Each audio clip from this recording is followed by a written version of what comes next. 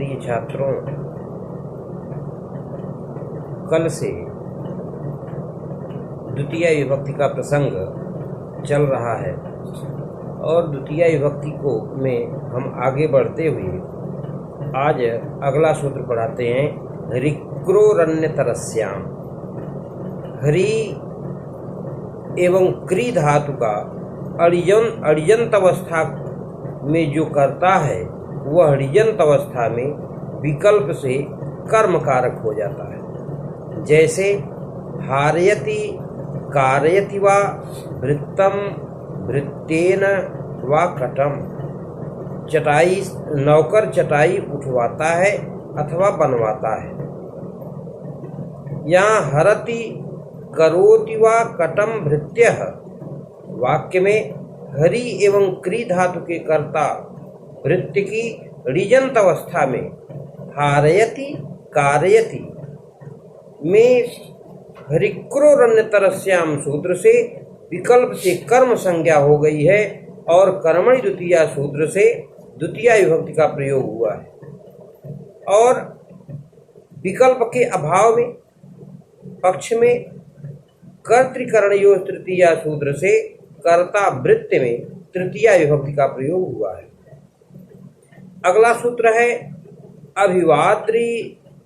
अभिवादी त्रिशोरात्मनेपदे वेति वाच्यम। ये वार्तिक है।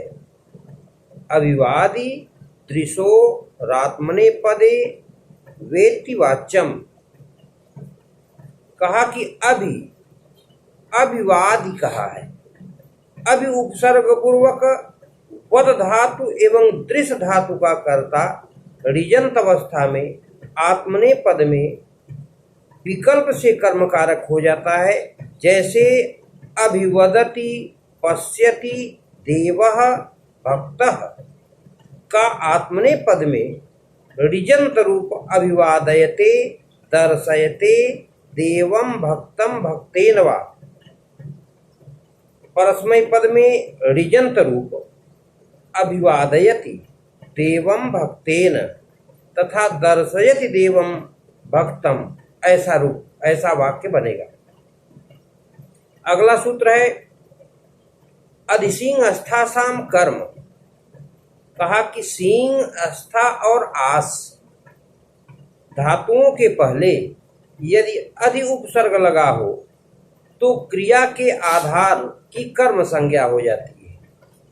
आधार होने के कारण यहाँ अधिकरण कारक संज्ञा प्राप्त थी, किंतु इस सूत्र से कर्म संज्ञा का विधान कर दिया गया है। जैसे अधिसेते अधितिष्ठति अध्यास्ते वा हरि वैकुंठम। हरि वैकुंठ में स्थित है। इस वाक्य में अधि उपसर्ग पूर्वक सींग अस्था और आस धातुओं के योग में आधार वैकुंठ की अधिसींग अस्था साम कर्म सूत्र से कर्म संज्ञा हो गई और कर्मणि द्वितीया सूत्र से उसमें द्वितीया विभक्ति का प्रयोग हुआ है। अगला सूत्र है उपानवध्यांग वसः। कहा कि वस धातु के पूर्व यदि उप अनु अधि और आंग उपसर्ग लगा हो तो क्रिया के आधार की कर्म संज्ञा होती है। जैसे उपवसति अनुवसति अधिवसति या आवसति वा वैकुंठम हरि वैकुंठ में वास करते हैं। यहाँ वस धातु के पहले उप अनु अधि और आ उपसर्ग होने के कारण उपानवध्यांग वसः सूत्र से आधार वैकुंठ की कर्म संज्ञा हो गई है और कर्मणि द्वितीया सूत्र से इसमें द्वितीया विभक्ति का प्रयोग हुआ है। फिर इसके बाद कहे कि अभुक्त्यर्थस्य न। ये वार्तिक है। कहा कि यदि उपसर्ग पूर्वक वस धातु का अर्थ भोजन करना न हो तो आधार की कर्म संज्ञा नहीं होती है। जैसे बने उपवसति वह वन में उपवास करता है। यहाँ उपसर्ग पूर्वक वस धातु होने पर अभुक्त्यर्थस्य न वार्तिक से वन की कर्म संज्ञा न होकर सामान्य नियम के अनुसार अधिकरण संज्ञा हुई है और उसमें सप्तमी विभक्ति का प्रयोग हुआ है। अब अगला वार्तिक है उभ सर्वतसो कार्या दिवपर्यादिषु त्रिषु द्वितीयाम्रेडितान्तेषु ततो अन्यत्रापि दृश्यते। कहा कि उभ तस माने उभयतः, सर्वतः, धिक, उपरि, अध्यधि, अधो अधः इन 6 अव्यय पदों के योग में द्वितीया विभक्ति का प्रयोग होता है। जैसे उभयतः कृष्णम गोपाः, सर्वतः कृष्णम, अध्यधि लोकम, धिक कृष्णा भक्तम इत्यादि इसके उदाहरण है। इसी तरह से एक वार्तिक है अभितः परितः समया निकषा हा प्रतिपरि योगे। अभितः परितः समया निकषा हा प्रतियोगे पिव। कहा कि अभितः परितः समया निकषा हा और प्रति इन 6 अव्ययों के योग में द्वितीया विभक्ति का प्रयोग होता है। जैसे अभितः कृष्णम, कृष्ण के सभी ओर, परितः कृष्णम, कृष्ण के सभी ओर, ग्रामम निकषा, गांव के निकट, निकषा लंकाम, ग्रामम समया, गांव के निकट, निकषा लंकाम, लंका के निकट, हा कृष्णा भक्तम, हाय कृष्ण की भक्ति न करने वाले, बुभुक्षितम न प्रतिभाति किंचित, भूखे को कुछ अच्छा नहीं लगता है। ये सब इसके उदाहरण हैं। फिर इसके बाद कहा अंतरा अंतरेण युक्ते।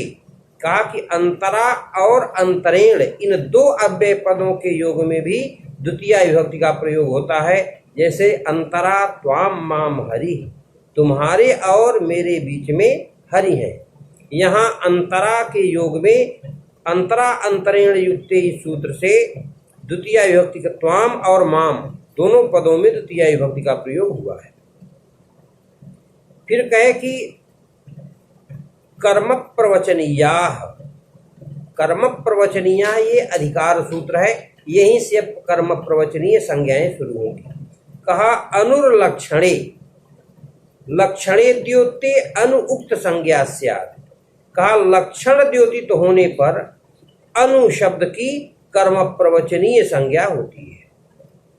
कहा कर्म प्रवचनीय युक्ते द्वितीया, और कर्म प्रवचनीय संज्ञक शब्द के योग में द्वितीया विभक्ति का प्रयोग होता है।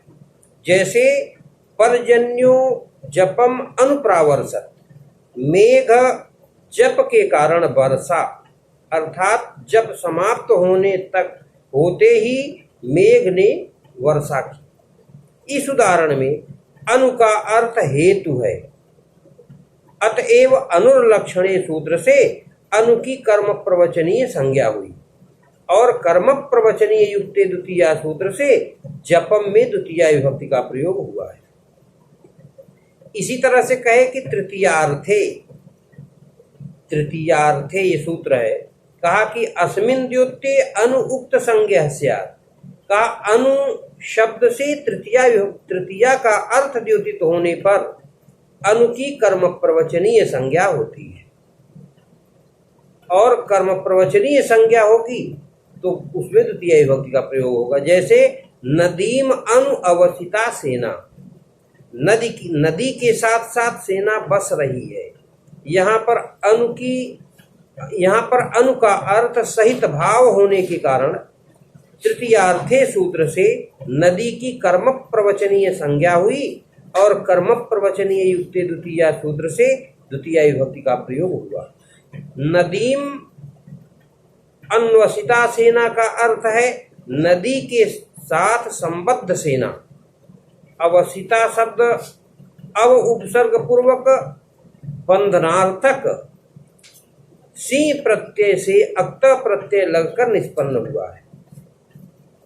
फिर कहा हीने का, हीने द्योत्य अनुप्रागवत, कहा अनु शब्द से हीन अर्थात न्यून, न्यूनता अर्थ द्योतित होने पर भी अनु की कर्म प्रवचनीय संज्ञा होती है और कर्म प्रवचनीय युक्ति द्वितीय सूत्र से संबंधित पद में द्वितीय विभक्ति का प्रयोग होता है। जैसे अनुहरिम सुरा, सभी देवता हरि से पीछे ही रहे।